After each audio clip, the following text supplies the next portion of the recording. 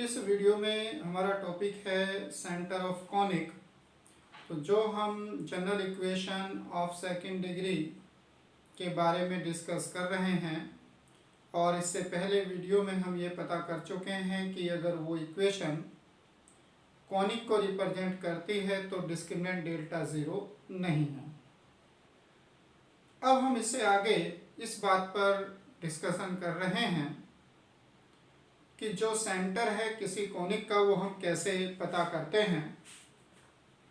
तो जैसे यहाँ पर ये जनरल इक्वेशन लिखी गई है कॉनिक की, ये अंडरस्टूड है कि अब यहाँ पर डेल्टा जीरो नहीं है और ये मान लिया गया है कि जो x डैश y डैश है वो इस कॉनिक का सेंटर है। तो चाहे वो कॉनिक कोई भी रहा है जिसका सेंटर है, यानी पैराबोला का केस इसमें नहीं है, तो जिन कॉनिक के सेंटर हैं उन्हीं की बात कर रहे हैं कि उसका centre x dash y dash हमने मान लिया है। तो यहाँ पर समझने के लिए हमने इस तरह से इसको बनाया भी है कि ये कॉनिक एलिप्स बनाया है और इसका सेंटर C हमने लिया है। ये x एक्सिस और y एक्सिस हैं। इन x एक्सिस और y एक्सिस के रेफरेंस में इस सेंटर के जो कोऑर्डिनेट हैं वो x डैश y डैश हैं, जैसा कि हमने ये मान लिया है कि इसके centre x dash y dash है। अब हम इसमें क्या करते हैं कि जो ओरिजिन है उसे शिफ्ट करते हैं x डैश y डैश पर, और ये ट्रांसफॉर्मेशन ऑफ एक्सिस से हम कर रहे हैं, यानी जो x एक्सिस और y एक्सिस हैं उनकी नई पोजीशन हमने ये बना दी है। तो जो सेंटर C है उसे ओरिजिन बना दिया है और ये यहाँ पर नए x एक्सिस और y एक्सिस आ गए हैं। तो ट्रांसफॉर्मेशन ऑफ एक्सिस से हम ये जानते हैं कि जो x है वो इक्वल होगा capital X plus x dash के और y इक्वल होगा capital Y plus y dash के। अब जब हमने नए एक्सिस पर इसको शिफ्ट किया है तो जो नई इक्वेशन होगी वो इस फॉर्म में आ जाती है कि हमने x को x प्लस x डैश और y को y प्लस y डैश इस इक्वेशन में पुट कर दिया है, जिसे सिंप्लीफाई करने पर इस तरह की एक इक्वेशन हमें मिलती है। और उस इक्वेशन को हम इस फॉर्म में लिखते हैं कि उसमें x का कोफिशिएंट एक साथ ले लेते हैं और y का कोफिशिएंट एक साथ ले लेते हैं, और जिन टर्म्स में x और y नहीं हैं उन सबको हमने लास्ट में लिख दिया है। तो जैसे हम ये देखें कि x का जो कोफिशिएंट है वो कहाँ कहाँ पर हैं, तो जो ये टिक किए हुए तीन टर्म हैं इनमें कैपिटल X है। तो कैपिटल X यहाँ पर है तो हमने 2x को कॉमन लेकर के ax डैश लिखा है, और यहाँ पर 2x को कॉमन लेकर के hy डैश, और इसमें 2x कॉमन लेकर के g, और इसी तरह से ये वो टर्म जिनमें y कॉमन है। अब हम इसमें क्या कर रहे हैं कि जो सेंटर है कॉनिक का वो अब हमारे लिए ओरिजिन हो गया है, क्योंकि x एक्सिस और y एक्सिस यहाँ पर इंटरसेक्ट कर रहे हैं। Now centre of conic becomes origin. और इससे पहले वीडियो में ये हम जान चुके हैं कि अगर किसी कॉनिक का सेंटर ओरिजिन हो तो उसमें एक डिग्री की टर्म नहीं होंगी, या ये कहें कि उनके कोफिशिएंट जीरो होंगे। तो x का कोफिशिएंट वो भी जीरो होगा और y का कोफिशिएंट भी जीरो होगा, क्योंकि इसका सेंटर अब ओरिजिन है। तो इन दोनों को हमने इक्वल टू जीरो किया, तो इस तरह से हमें दो इक्वेशन मिल गई हैं, और इन इक्वेशन को सोल्व करने पर हमें x डैश और y डैश की वैल्यू मिलती हैं। x डैश की वैल्यू मिल जाती है hf minus B G upon A B minus H square, और y डैश की वैल्यू मिल जाती है H G minus A F upon A B minus H square. तो ये जो वैल्यू आपको मिली हैं x डैश y डैश, ये इक्वेशन 2 और इक्वेशन 3 को सॉल्व करने पर मिली हैं। और इक्वेशन 2 इक्वेशन 3 कैसे बनी है? x और y के कोफिशिएंट को जीरो किया है।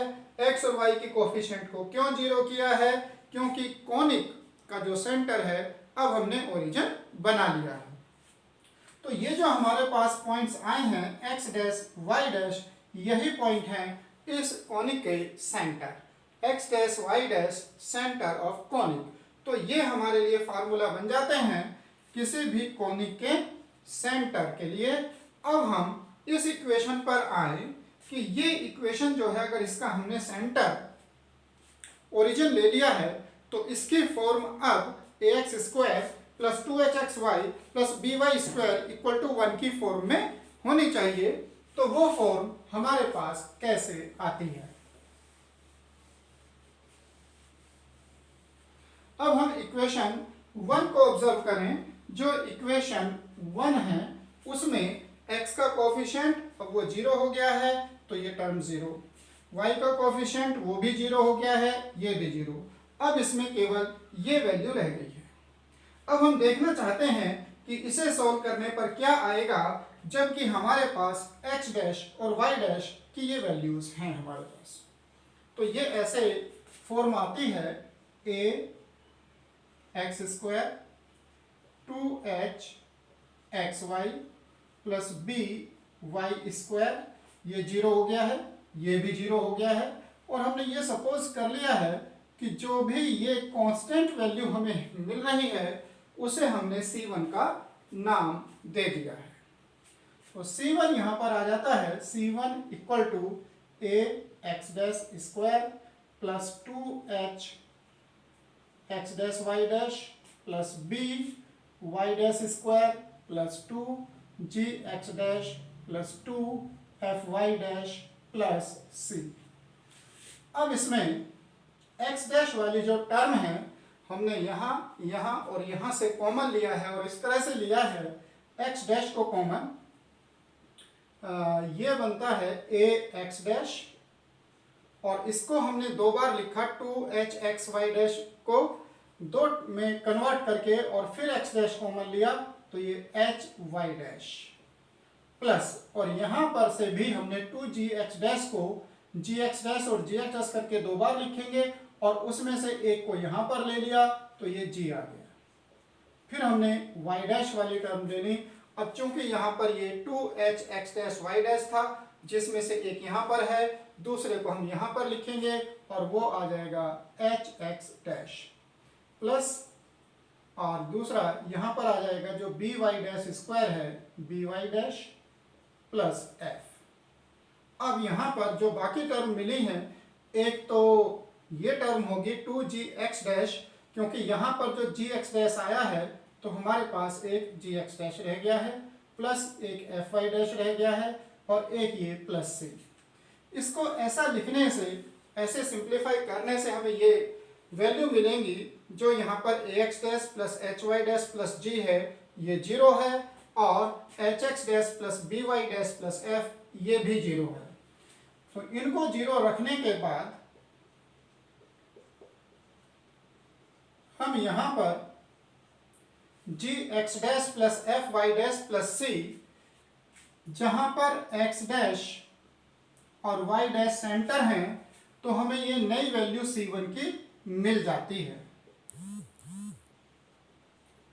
अब अगर हम इसमें x डैश y डैश भी पुट कर दें, g x dash hf minus bg upon ab minus h square plus f y dash hg minus af upon ab minus h square plus c, तो इसे कंप्लीट सोल्व करने के बाद ये value delta upon ab minus h square बनती है। तो जब हम इसकी स्टैंडर्ड फॉर्म बनाते हैं, जबकि कॉनिक का जो सेंटर है वो ओरिजिन हो, तो वो फॉर्म इस तरह से बन जाती है a x square 2h xy plus b y square और प्लस c1, जो कि c1 है delta upon ab minus h square. तो यहां पर जो C1 की वैल्यू है वो इस तरह से हमें ये मिल जाती है और इसे पुट करके ये स्टैंडर्ड इक्वेशन बन गई है कोनिक की जिसका सेंटर ओरिजिन है। तो हम यहाँ पर ये देखते हैं कि किसी भी कोनिक का जो सेंटर है वो ये होगा और इस सेंटर को ओरिजिन लेने पर जो नई इक्वेशन बनेगी वो इक्वेशन ये होगी।